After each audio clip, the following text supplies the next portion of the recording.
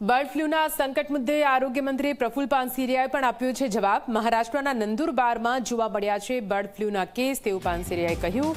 તેમણે કહ્યું કે ગુજરાતમાં બર્ડ ફ્લૂના કેસ નથી નોંધાયા તે રાહતની વાત। આરોગ્ય અને પશુપાલન વિભાગ તકેદારી રાખી રહ્યું છે। ગુજરાતમાં લોકોએ ગભરાવવાની કોઈ જરૂર નથી, કોઈએ ખોટી અફવામાં આવવું નહીં।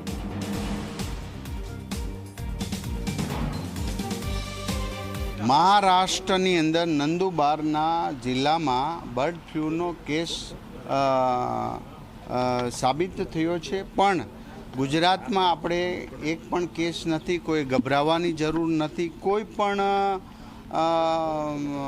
અફવાઓથી કરવાની જરૂર નથી। આપણી આખી ટીમ એ બોર્ડર પર આરોગ્યની કામગીરી કરી રહી છે।